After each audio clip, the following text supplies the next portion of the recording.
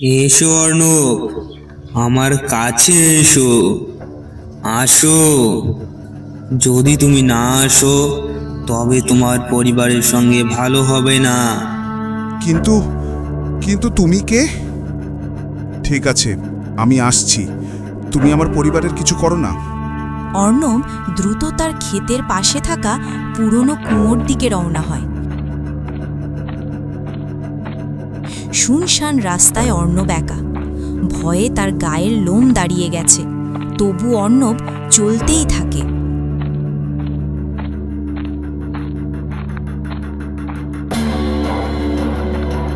একটু পরে অর্ণব কুয়োর কাছে পৌঁছায়।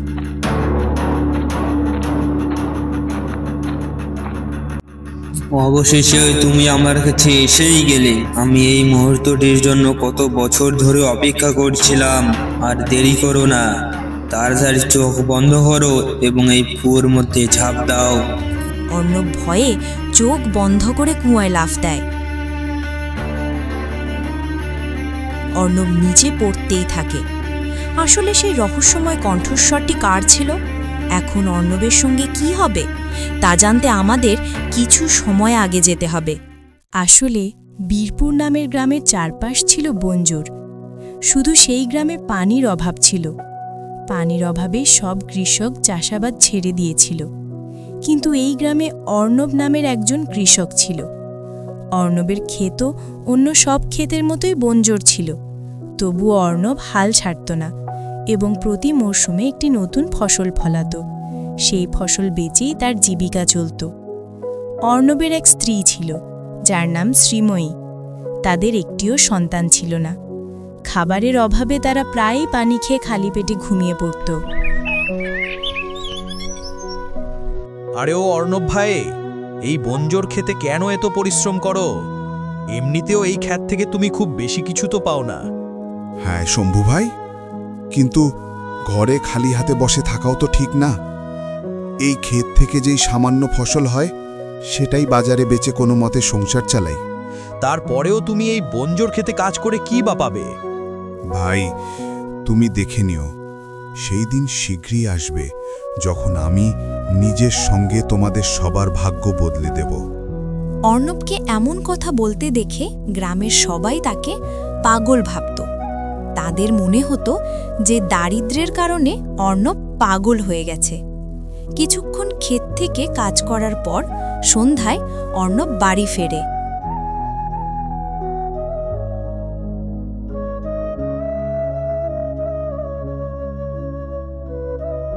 ওগো, আপনি ফিরে এসেছেন।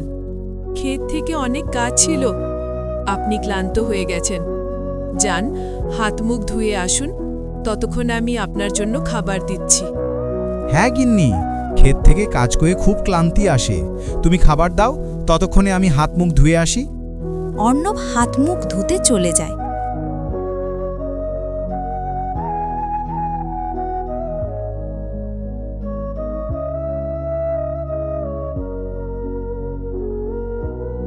কিছুক্ষণ পর অর্ণব আর শ্রীময়ী খেতে বসে। আপনাকে একটা কথা বলি, আপনি রাগ করবেন না তো? না না শ্রীময়ী, আমি একদমই রাগ করব না। তুমি বলো তো। ওগো, আপনি ওই বঞ্জর ক্ষেত থেকে কেন এত পরিশ্রম করেন? ক্ষেত থেকে আমাদের খুব বেশি কিছু তো মেলে না। গ্রামের কিছু পুরুষ তো পাশের রাজ্যে কাজ করতে চলে গেছে। আপনি কেন যান না? ধরুন, কালকে যদি আমাদের বাচ্চা হয়, তবে আমরা তাদের লালন পালন কি করে করব? আরে গিন্নি, তুমি চিন্তা করো না। একদিন আমি আমার এবং গ্রামের সবার ভাগ্য পরিবর্তন করে দেখাবো। হে ভগবান, আপনার এই কথার জন্য গ্রামের সবাই আপনাকে পাগল ভাবতে শুরু করেছে। না জানি আমাদের আর এই গ্রামের সঙ্গে ভবিষ্যতে কি হতে চলেছে। ছেড়ে দাও গিন্নি, যখন আমি একদিন সবার ভাগ্য বদলে দেব না, তখন সবাই আমার কাছে দৌড়ে আসবে। অর্ণব আর শ্রীময়ী খেয়ে ঘুমিয়ে পড়ে। পরের দিন সকালে। ওগো, শুনছো?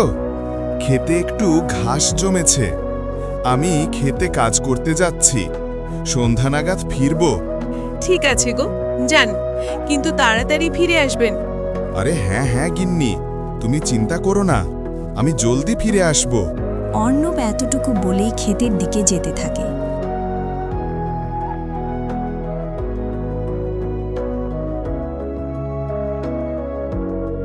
কিছুক্ষণ পর অর্ণব খেতে পৌঁছে কাজ করতে শুরু করে। কিছুক্ষণ কাজ করার পর অর্ণবের তৃষ্ণা পায়। আমি ওই গাছের নিচে রাখা কলসি থেকে জল খেয়ে একটু বিশ্রাম নিয়ে আবার কাজ শুরু করব। অর্ণব ওই গাছের নিচে গিয়ে বসে পড়ে এবং পাশে রাখা কলসির জল পান করতে থাকে। অর্ণব কিছুক্ষণ বিশ্রাম নিয়ে আবার ক্ষেত থেকে কাজ করতে শুরু করে। কিছুক্ষণ পর অন্ধকার হতে যাচ্ছিল। আজ তো ক্ষেত থেকে অনেক কাজ হলো, সন্ধে হতে চলেছে।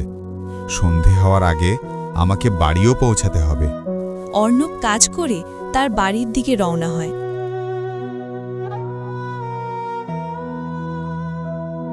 শ্রীময়ী ঘরের সব কাজ শেষ করে বসেছিল।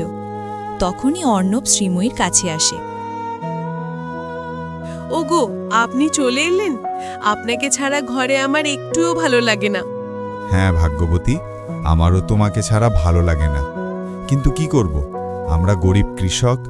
যদি ক্ষেত থেকে কাজ না করি তবে দুবেলার খাবার কি করে খাবো?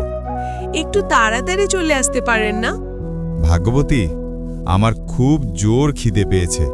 ঘরে যা কিছু রুখাশুকা খাবার আছে দাও। কিন্তু ঘরে তো সব রেশন শেষ হয়ে গেছে। পানি ছাড়া ঘরে এক দানা শস্যও নেই। তাহলে ঠিক আছে, কমপক্ষে পেট ভরে পানি তো খাওয়াও। অর্ণব জল খেয়ে পেট ভরে নেয় এবং ক্লান্ত থাকার কারণে বিশ্রাম নিতে থাকে। রাতে পেট ভরে খাবার না খেলে ভালো ঘুমও আসে না। এতটুকু বলে অর্ণব ঘুমিয়ে পড়ে। মাঝরাতে অর্ণব ঘুমিয়েছিল। তখনই অর্ণব একটা স্বপ্ন দেখে। ওঠো অর্ণব, এখন তোমার দরিদ্রের দিন শেষ। তোমার ক্ষেতের পাশে পুরনো কুয়োর উপর তোমার ভাগ্যের চাবি লুকিয়ে আছে। সেখানে তুমি কিছু অদ্ভুত জিনিস দেখতে পাবে। তখনই অর্ণবের চোখ খুলে যায়। এ আমি কি স্বপ্ন দেখছি? কোথাও কোথাও সাধু বাবার কথা সত্যি তো নয়। অনেক রাত হয়েছে, এত রাতে ঘর থেকে বাইরে যাওয়া বিপদ থেকে খালি নয়। না না, এখন আমি ঘুমিয়ে পড়ি। কাল সকালে উঠেই সেই কুয়োর কাছে যাব। অর্ণব আবার ঘুমিয়ে পড়ে, কিন্তু কিছুক্ষণ পর আবার সেই একই স্বপ্ন দেখে। এসো অর্ণব, আমার কাছে এসো, আসো। যদি তুমি না আসো তবে তোমার পরিবারের সঙ্গে ভালো হবে না। অর্ণব ঘর থেকে বাইরে বেরিয়ে আসে। কিন্তু কিন্তু তুমি কে? ঠিক আছে, আমি আসছি, কিন্তু কিন্তু তুমি আমার পরিবারের কিছু করো না। অর্ণব দ্রুত তার ক্ষেতের পাশে থাকা পুরনো কুয়োর দিকে রওনা হয়। শুনশান রাস্তায় অর্ণব একা।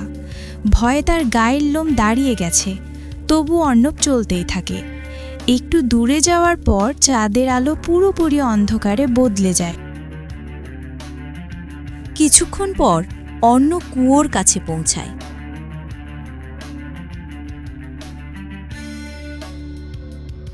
অবশেষে তুমি আমার কাছে এসেই গেলে। আমি এই মুহূর্তটির জন্য কত বছর ধরে অপেক্ষা করছিলাম। আর দেরি করো না, তাড়াতাড়ি চোখ বন্ধ করো এবং এই কুয়োর মধ্যে ঝাঁপ দাও। অর্ণব রহস্যময়ী কণ্ঠস্বর শুনে চোখ বন্ধ করে কুয়োয় ঝাঁপ দেয়। অর্ণব নিচে পড়তেই থাকে। কিছুক্ষণ পর অর্ণব একটি গভীর জঙ্গলে পড়ে, যেখানে চারদিকে বড় বড় গাছপালা আর সবুজ ছিল। আরে, আমি কোথায় এসে পড়লাম? একটু দেখো তো, এখানে চারদিকে কত সবুজ। তখনই অর্ণবের নজর এক সাধু বাবার উপর পড়ে, যিনি আগুন জ্বালিয়ে কিছু মন্ত্র পড়ছিলেন। অবশেষে অর্ণব, তুমি আমার কাছে এসেই গেলে। আমার কত বছর ধরে তোমার জন্য অপেক্ষা ছিল। সাধু বাবা, আপনি আমাকে এখানে ডেকেছেন? আমি তোমাকে ডেকেছি। তোমাকে কোনো বিশেষ উদ্দেশ্যে এখানে ডাকা হয়েছে। এখন আমি তোমাকে যা বলবো তা তুমি মন দিয়ে শোনো। তোমার ক্ষেতের পাশে একটি বড় গাছ আছে, যেখানে তুমি প্রায় বসে জল খেতে। সেই গাছের নিচে একটি গুপ্তধনের মানচিত্র লুকিয়ে আছে। তুমি সেই মানচিত্র নিয়ে এসো। সাধু বাবা, আপনি সত্যি বলছেন? সেই গাছ যেখানে আমি প্রায়ই বিশ্রাম নিতাম? হ্যাঁ অর্ণব, সেই একই গাছ। কিন্তু সাধু বাবা, আপনি আমার এত সাহায্য কেন করছেন? এই গুপ্তধন তো আপনি অন্য কাউকে দিতে পারতেন, তবে আমাকেই কেন দিলেন? আসলে আমি দেখেছি যে তুমি খুব গরিব এবং নিজের সঙ্গে গ্রামের সবার কথা ভাবো, তাই আমি এই গন্তব্যের পথ তোমাকেই দেখানো ঠিক মনে করেছি এবং তোমার সাহায্যে করার পর আমি এই রহস্যের জঙ্গল থেকেও মুক্তি পাবো। অর্ণব ভাবে যে এই সাধু তাকে বোকা বানাচ্ছে না তো। আমার সাহায্য করার পর উনি কিভাবে মুক্তি পেতে পারেন?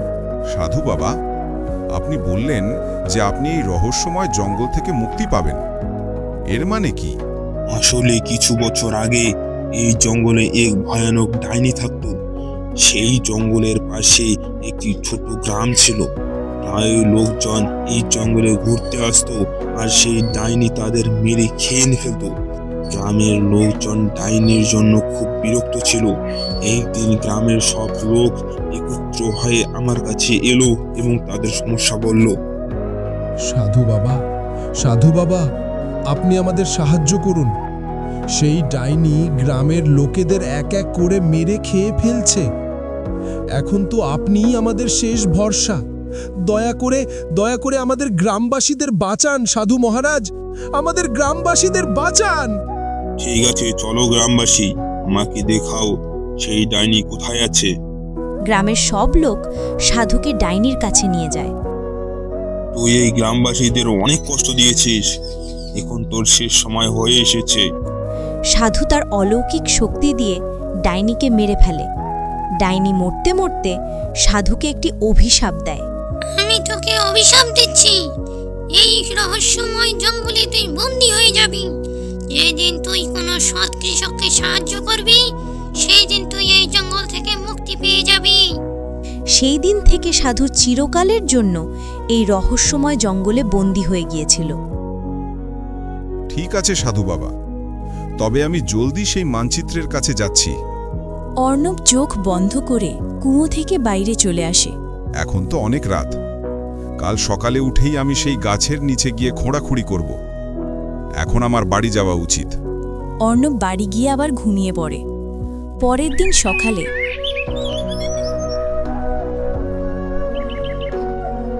ওগো, শুনছো?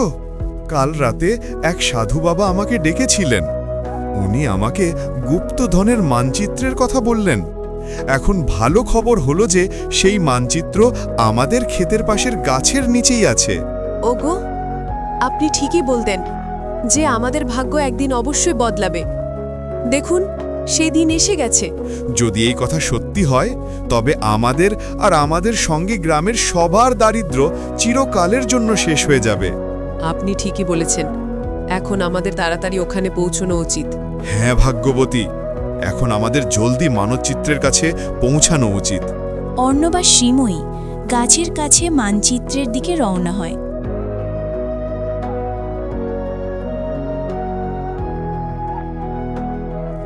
কিছুক্ষণ পর অর্ণব সেই গাছের নিচে এসে খোঁড়াখুড়ি শুরু করে।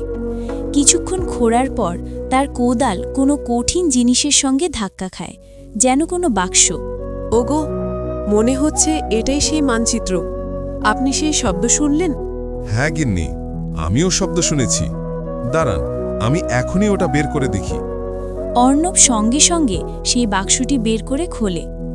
অর্ণব দেখে যে সেটার মধ্যে একটি পুরনো মানচিত্র আছে, যেখানে লেখা আছে যে বীরপুর নামের গ্রাম থেকে একটু দূরে একটি জঙ্গল আছে।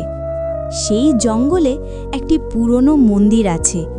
মন্দিরের ভেতরে একটি দরজা আছে। দরজার পেছনে গুপ্তধন লুকিয়ে আছে। কিন্তু সেই দরজা খোলা এত সহজ নয়, কারণ সেই দরজার চাবি একটি গভীর পুকুরের মাঝখানে একটি পদ্ম ফুলের মধ্যে লুকিয়ে আছে। ওগো, এই পুকুরটা কোথায় আমরা কি করে জানবো? কোথাও এর চক্করে আমরা কোনো বড় বিপদে না পড়ি? হ্যাঁ গিন্নি, সম্ভবত আমি এই পুকুরটাকে চিনি। আমি এই পুকুরের কাছে গিয়েছিলাম। এমন কথা? তবে আমাদের তাড়াতাড়ি সেই পুকুরের কাছে পৌঁছানো উচিত। অর্ণব আর শ্রীময়ী পুকুরের দিকে রওনা হয়।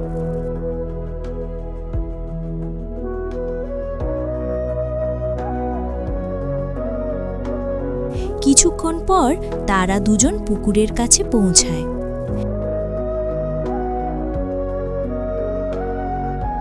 শ্রীময়ী দেখে যে সত্যিই এই পুকুরটা খুব বড়, আর পুকুরের মাঝখানে একটি পদ্ম ফুল দেখা যাচ্ছে। হ্যাঁ গো, আপনি ঠিকই বলেছিলেন, এটা সেই একই পুকুর। এখন আমাদের যত তাড়াতাড়ি সম্ভব সেই পদ্ম ফুলের কাছে পৌঁছে চাবি নিয়ে নেওয়া উচিত। গিন্নি, এই পুকুরটা আমার ঠিক লাগছে না। অর্ণব পাশে পড়ে থাকা একটি পাথর তুলে পুকুরের ভিতরে ফেলে। জলে পড়ার সঙ্গে সঙ্গেই সেই পাথর আগুনে বদলে জ্বলে যায়। অর্ণব আর শ্রীময়ী এই দেখে অবাক হয়। দেখলে ভাগ্যবতী, আমার মনে হয়েছিল এই পুকুরটা ঠিক না। ভালো হলো যে আমরা এই পুকুরে পা রাখিনি, না হলে আমাদেরও এই হাল হতো। হ্যাঁ গো, আপনি ঠিকই বলেছিলেন, কিন্তু এখন আমরা সেই ফুলের কাছে কি করে পৌঁছাবো? ভাগ্যবতী, তুমি চিন্তা করো না। যখন আমরা এত দূর এসে গেছি, তখন বাকি রাস্তাও নিশ্চয়ই পেয়ে যাব।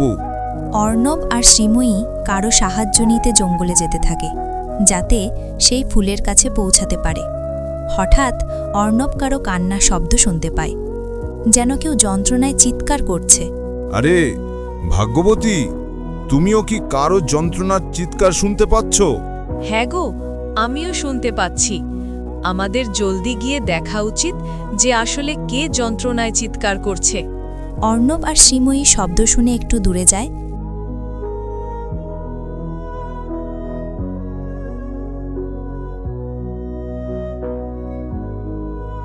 তখন সামনের দৃশ্য দেখে অবাক হয়। আসলে এক সাধুর পা থেকে রক্ত বের হচ্ছিল। ওগো, এটা তো সাধু বাবার পা থেকে রক্ত বেরোচ্ছে। আমাদের জলদি তার ক্ষতের ওপর ওষুধ গাছের প্রলেপ লাগানো উচিত। অর্ণব আর শ্রীময়ী সাধু বাবার ক্ষতের ওপর ঔষধ গাছের প্রলেপ লাগিয়ে দেয়। কিছুক্ষণ পর সাধু বাবার ক্ষত ঠিক হয়ে যায়। ধন্যবাদ বেটি, যদি তোমরা না থাকতে তবে না জানি আমার কি হতো। কোনো ব্যাপার না সাধু বাবা, আমরা আপনাকে আহত দেখে আপনার আঘাতের ওপর প্রলেপ লাগিয়ে দিলাম। এটা তো আমাদের কর্তব্য ছিল। কি হয়েছে বেটা, তোমাকে খুব দুঃখী লাগছে? হ্যাঁ সাধু বাবা, আমি খুব চিন্তিত। আমি তো বুঝতেই পারছি না যে আমি কি করব। এমন কি হয়েছে বেটা, তুমি আমাকে বলো, হতে পারে আমি তোমাকে সাহায্য করতে পারবো। আসলে সাধু বাবা, আমাদের গ্রামে কখনো বৃষ্টি হয় না, আর আমরা গরিব কৃষক। একজন সাধু বাবা আমাদের গুপ্তধনের পথ দেখালেন, কিন্তু সেই গুপ্তধনের চাবি একটি পুকুরের মাঝখানে পদ্ম ফুলের মধ্যে লুকিয়ে আছে। তো বেটা, এখানে চিন্তার কি আছে? যাও এবং সেই চাবি নিয়ে নাও। বাবা, এটাই তো সবচেয়ে বড় চিন্তা। আসলে সেই পুকুরে যেই যায় সে সঙ্গে সঙ্গে জ্বলে পুড়ে মারা যায়। এখন আপনি বলুন সাধু বাবা, আমি সেই চাবি পর্যন্ত কিভাবে পৌঁছাবো? এটা তো খুব বড় সমস্যা। তবে তুমি চিন্তা করো না, আমি তোমাকে কিছু দিব্য শক্তি দিচ্ছি, যার মাধ্যমে তুমি সেই পুকুরে যেতে পারবে। কিন্তু মনে রেখো, এই শক্তির প্রভাব কিছুক্ষণ সময়ের জন্যই থাকবে। ওগো, একটি গুপ্তধনের জন্য নিজের জীবন ঝুঁকির মধ্যে ফেলা কি ঠিক হবে? আরে ভাগ্যবতী, যদি আমরা সেই গুপ্তধন পেয়ে যাই, তবে আমাদের সঙ্গে গ্রামের সবার দারিদ্র্য শেষ হয়ে যাবে। আমার জীবনের চিন্তা নেই, শুধু তুমি আর গ্রামের সবাই খুশি থাকো। অর্ণব আর শ্রীময়ী সাধু বাবার কাছ থেকে দিব্য শক্তি পেয়ে মায়াবী পুকুরের দিকে রওনা হয়। আসলে সেই সাধু বাবা রূপ বদলে এসেছেন, যিনি অর্ণবকে গুপ্তধনের মানচিত্র দেখিয়েছিলেন। কিছুক্ষণ পর তারা দুজন মায়াবী পুকুরের কাছে পৌঁছায়।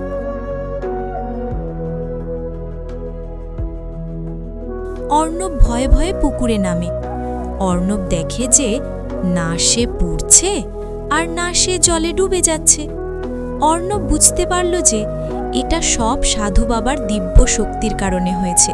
চলো, কোনো মতে আমি ফুলের কাছে তো এলাম, এখন জলদি চাবিটা নিয়ে নিই। অর্ণব সঙ্গে সঙ্গে চাবি নিয়ে পুকুর থেকে বাইরে শ্রীময়ীর কাছে আসে।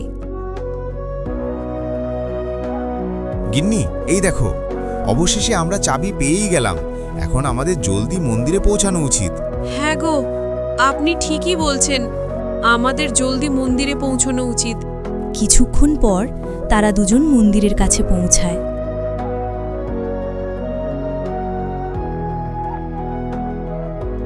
ওগো, এই মন্দিরটা কি সেই মন্দির? হ্যাঁ গিন্নি, মানচিত্র অনুযায়ী তো এই একই মন্দির মনে হচ্ছে। এখন আমাদের মন্দিরের ভিতরে গিয়ে গুপ্তধনের দরজা খোলা উচিত। দেখতে তো এই মন্দিরটা বেশ পুরনো লাগছে, মনে হয় এখানে শত শত বছর ধরে কেউ আসেনি। আরে ভাগ্যবতী, এখানে কেউ পূজা করতে আসবেই বা কেন? এই মন্দিরটা জঙ্গলের এত ভিতরে যে। অর্ণব আর শ্রীময়ী মন্দিরের ভিতরে গিয়ে গুপ্তধনের দরজা খুঁজতে শুরু করে। কিছুক্ষণ পর তারা সেই দরজা খুঁজে পেয়ে যায়।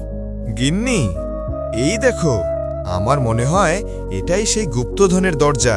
হ্যাঁ গো, আমারও এই দরজাই মনে হচ্ছে। আপনি জলদি সেই চাবি দিয়ে দরজা খুলে দেখুন। হ্যাঁ ভাগ্যবতী, এখনই চাবি দিয়ে দরজা খুলে দেখছি। তুমি সব কাজে এত তাড়াহুড়ো কেন করো? অর্ণব সেই চাবি বের করে যেই সেই দরজা খোলে, সেই দরজা থেকে খুব জোরে আলো বের হয়, আর সেই দরজা সোনালি আলোর সঙ্গে খুলে যায়। শ্রীময়ী দরজা খুলতে দেখে খুব খুশি হয়। আজ আমি খুব খুশি, অবশেষে এত কষ্টের মুখোমুখি হওয়ার পর এই দরজা খুলেই গেল। এখন আমাদের জলদি দরজার ভিতরে গিয়ে গুপ্তধন দেখা উচিত। অর্ণব আর শ্রীময়ী দুজনেই আনন্দের সঙ্গে দরজার ভিতরে চলে যায়। অর্ণব আর শ্রীময়ী দেখে যে সেই দরজার ভিতরে একটি বড় গুহা, কিন্তু সেই গুহার ভিতরে তো কিছুই ছিল না। এখানে তো কিছুই নেই, কিন্তু দরজা খোলার সময় তো এখান থেকে খুব জোরে আলো বেরিয়েছিল। তবে সেই আলো কিসের ছিল? না না, এমন হতে পারে না। কিন্তু মানচিত্র অনুযায়ী তো এখানেই গুপ্তধন থাকার কথা। তবে এখানে তো কিছুই নেই। কোথাও সেই সাধুর সব কথা মিথ্যে তো নয়। আমার সঙ্গে খুব বড় প্রতারণা হয়েছে। অর্ণবের মনে হয় যে সেই সাধু তার সঙ্গে প্রতারণা করেছে। এখন অর্ণব খুব দুঃখী হয়। আপনি দুঃখী হবেন না গো, যা হওয়ার তা তো হয়ে গেছে। আমি আপনাকে শুরুতেই বলেছিলাম যে আপনি এই সবের চক্করে পড়বেন না, কিন্তু আপনি আমার একটা কথাও শুনলেন না। আমাকে ক্ষমা করে দাও ভাগ্যবতী, আমার সেই সাধুর কথায় আসা উচিত হয়নি। এখন আমাদের বাড়ি যাওয়া উচিত, এমনিতেও এখানে তো কিছু পাওয়ার নেই।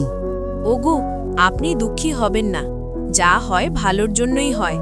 এখন আমাদের বাড়ি যাওয়া উচিত। অর্ণব আর শ্রীময়ী বাড়ি যাওয়ার জন্য যেই মোড়ে, ঠিক সেই সময় অর্ণবের নজর একটি নীল জলে ভরা বোতলের ওপর পড়ে। বোতলের ভিতর থেকে হালকা সোনালি আলো আসছিল। আরে গিন্নি, ওই দেখো, সেখানে তো বোতলের ভিতর থেকে হালকা হালকা, আরে এটা কেমন বোতল? এর ভিতর থেকে তো হালকা হালকা সোনালি আলো আসছে। গুপ্তধন পেলাম না তো কি হয়েছে, কমপক্ষে এই সোনালি বোতলটি তো বাড়ি নিয়ে যাই। অর্ণব আর শ্রীময়ী সেই সোনালি বোতল নিয়ে বাড়ির দিকে রওনা হয়। কিছুক্ষণ পর তারা দুজন গভীর জঙ্গলের মাঝখানে পৌঁছায়। ভাগ্যবতী, মনে হচ্ছে এখন আমাদের জীবনভর এই দারিদ্র্যের জীবন কাটাতে হবে, কারণ এখন তো গুপ্তধন পেলামই না। হ্যাঁ গো, ছেড়ে দিন। যখন ভগবানের এটাই ইচ্ছা, তখন আমরা আর কি করতে পারি?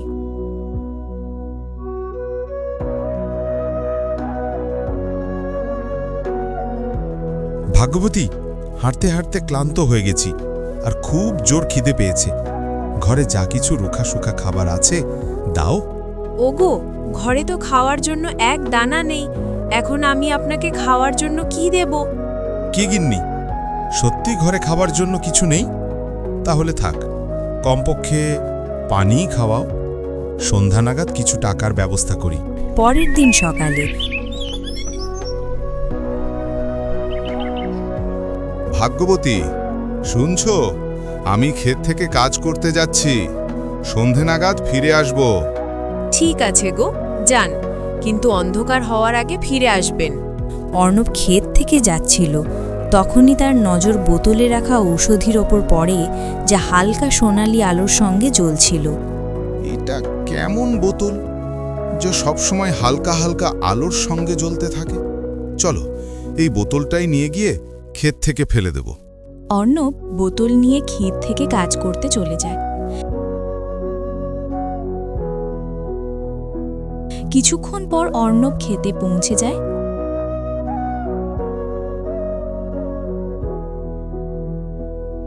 একটু দেখি তো এই বোতলের ভিতরে আসলে কি আছে। অর্ণব বোতল খুলে দেখে সেটার মধ্যে নীল রঙের পানি। আরে এটা তো ঔষধির মতো লাগছে। ফেলে দেওয়ার চেয়ে বরং আমি ঔষধিটা আমার খেতে গিয়ে ছড়িয়ে দিই। অর্ণব না জেনেই সেই জাদুকরী ঔষধি তার পুরো ক্ষেত থেকে ছড়িয়ে দেয়। অর্ণবকে এমন করতে দেখে গ্রামের একটি ছেলে, যার নাম অমিত, সে দেখে ফেলে। এই অর্ণব কাকা নিজের ক্ষেতে কেমন ঔষধি ছড়াচ্ছেন? এটা কোনো রহস্যের কথা তো নয়। আর ভাববার বিষয় হলো যে সেই ঔষধি থেকে হালকা হালকা আলো বেরোচ্ছে। এই কথা আমাকে গ্রামের লোকেদেরও জানাতে হবে। অমিত দৌড়াতে দৌড়াতে গ্রামের দিকে যেতে থাকে। দৌড়ানোর সময় হঠাৎ সে এক বুড়ো বাবার সঙ্গে ধাক্কা খায়। আরে রে রে, আপনি দেখে চলতে পারেন না? আর আপনি এত জোরে কেন দৌড়াচ্ছেন? আপনার পেছনে ভূত লেগেছে নাকি? ভূত তো নয় বাবা, কিন্তু তেমনই কিছু মনে করুন। আরে তার মানে কি দিনের বেলায়ও মদ খেয়েছিস নাকি? বাবা, আরে না না বাবা, আমি মদ খাই না। আসলে আমাদের গ্রামে যে অর্ণব কাকা আছেন না, তিনি নিজের ক্ষেতে চমকদার ঔষধি ছড়াচ্ছিলেন। আরে তুই সত্যি বলছিস? চমকদার ঔষধ?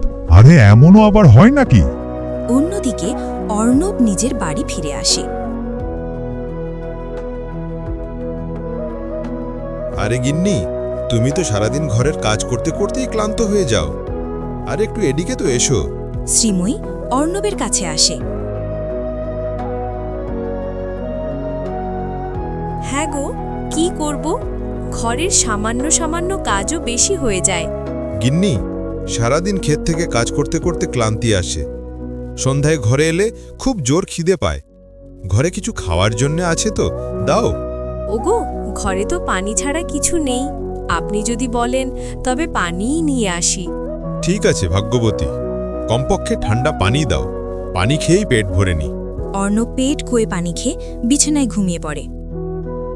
পেট ভরে খাবার না খেলে ভালো ঘুমও আসে না। কিন্তু এখন আর কি বা করতে পারি?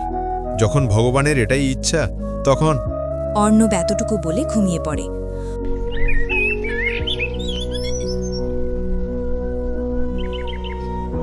পরের দিন সকালে অর্ণব খেতে কাজ করতে যায়। অর্ণব দেখে যে তার নজর যতদূর যাচ্ছে সেই সব ক্ষেত সবুজ ফসলে ভরে উঠেছে। এখানে ৩ বছর ধরে একটানা এক ফোঁটা বৃষ্টিও হয়নি, তবু ক্ষেত থেকে এত সবুজ ফসল কোথা থেকে এলো? গ্রামে খুশির পরিবেশ ছেয়ে গেল। সবাই এই দেখে অবাক হচ্ছিল যে এক রাতে এইসব কিভাবে বদলে গেল। বুড়ো বাবা, আমার মনে হয় এটা সেই জাদুকরী ঔষধির কারণেই হয়েছে। কারণ অর্ণব কাকা গতকালই নিজের ক্ষেত থেকে সেই ঔষধি ছিটাচ্ছিলেন। এটা সেই জাদুকরী ঔষধির কারণেই হয়েছে। আজ অর্ণব সব ক্ষেত থেকে ফসল তুলতে দেখে খুব খুশি ছিল। অর্ণব তার স্ত্রীকে এইসব বলার জন্য বাড়ি যাচ্ছিল। অন্যদিকে সব গ্রামবাসী জানতে পেরেছিল যে অর্ণবের জাদুকরী ঔষধির কারণেই এই সব হয়েছে। আর গিন্নি, শুনছো? আরে জলদি এসো, আমাকে তোমাকে কিছু বলতে হবে। হ্যাঁ গো, বলুন কি হয়েছে? আজ আপনি ক্ষেত থেকে এত তাড়াতাড়ি চলে এলেন? আরে গিন্নি, তুমি সেই সব ছাড়ো, আজ আমি খুব খুশি। ওগো, এমন কি হয়েছে যে আজ আপনি খুব খুশি দেখাচ্ছেন? একটু আমাকেও তো বলুন। গিন্নি, জানো গ্রামের সব ক্ষেত থেকে হঠাৎ এক রাতে সবুজ ফসল তুলতে শুরু করেছে। কি আপনি সত্যি বলছেন? এটা তো কোনো জাদুর চেয়ে কম নয়। আমার মনে হয় কাল আপনি যে ঔষধি ক্ষেত থেকে ছড়িয়েছিলেন, কোথাও এটা তার কারণেই তো হয়নি। অর্ণব বুঝতে পারল যে এটা সব সেই জাদুকরী ঔষধির কারণেই হয়েছে। হ্যাঁ গিন্নি, এখন আমারও মনে হচ্ছে যে এটা সব সেই জাদুকরী ঔষধির কারণেই হয়েছে। গ্রামের সব লোক অর্ণবকে চতুর কৃষক নামে জানতে শুরু করে। অর্ণবও এই কথা বুঝতে পারল যে কৃষকের জন্য তার ফসলই সবচেয়ে বড় গুপ্তধন হয়। তাই সাধু বাবা তাকে এই জাদুকরী ঔষধি পর্যন্ত পৌঁছে দিয়েছিলেন। কৃষকের চতুরতার খবর রাজার কাছে পৌঁছায়। মন্ত্রীমশাই, আমরা শুনেছি যে আমাদের রাজ্যের কোনো কৃষকের চতুরতার কারণে এক রাতে বঞ্জর সবুজ ফসল দুলতে শুরু করেছে। আসলে সেই কৃষক এইসব কিভাবে করল? মহারাজ, আমিও গ্রামের কিছু লোককে বলতে শুনেছি যে সে কোনো জাদুকরী ঔষধি খ্যাতি ছড়িয়ে দিয়েছে। এই ঔষধির কারণেই এই সব অদ্ভুত ঘটনা ঘটেছে। মন্ত্রীমশাই, আমাদের গর্ব যে আমাদের রাজ্যে এমন একজন চতুর কৃষক আছে। তার চতুরতার কারণেই আজ এতদিন পর সবুজ ফসল দেখতে পাওয়া গেল। আমি সেই কৃষকের ওপর খুব খুশি। মন্ত্রীমশাই, সেই কৃষককে রাজমহলে ডাকা হোক। জলদি মন্ত্রী অর্ণব আর শ্রীময়ীকে নিয়ে রাজমহলে আসে। কি হয়েছে মহারাজ? আপনি আমাদের রাজমহলে ডেকেছেন। আমাদের কোনো ভুল হয়েছে কি? যদি আমাদের কোনো ভুল হয়ে গিয়ে থাকে তবে আমাদের ক্ষমা করে দিন মহারাজ। না না কৃষক, তুমি কোনো ভুল করনি, বরং আমি তোমার চতুরতা দেখে খুব খুশি। তুমি যা চাইতে চাও চাইতে পারো। মহারাজ, আপনি যদি আমাদের কিছু দিতেই চান তবে আপনার যা ভালো লাগে আমাদের দিন। আপনি যা দেবেন আমরা খুশি মনে তা গ্রহণ করব। তবে ঠিক আছে, আজ থেকে তুমি আমাদের রাজমহলের জন্য তোমার ক্ষেতে শস্য ফলাবে, আর আমরা কোনো ব্যবসায়ীর কাছ থেকে শস্য না নিয়ে তোমার মতো চতুর কৃষকের সঙ্গে ব্যবসা করব, যাতে তুমি আরও বেশি ধন পেতে পারো। ঠিক আছে, যেমন আপনার আদেশ মহারাজ। রাজমহলের সেবায় আমরা সব সময় প্রস্তুত থাকব আর পরিশ্রম করে দ্বিগুণ শস্য ফলাবো। আমাদের এই কাজ দিয়ে আপনি আমাদের খুব সাহায্য করলেন মহারাজ। অর্ণব রাজমহলের সঙ্গে শস্যের ব্যবসার কথা শুনে বেশ খুশি ছিল। কৃষকের চতুরতার কারণে এখন পুরো রাজ্যে সুখ সমৃদ্ধি এসে গিয়েছিল। এই মতো সুন্দর সুন্দর কার্টুন ভিডিও দেখতে আমাদের চ্যানেলটিকে সাবস্ক্রাইব করতে ভুলবেন না। পুরো ভিডিওটি দেখার জন্য ধন্যবাদ।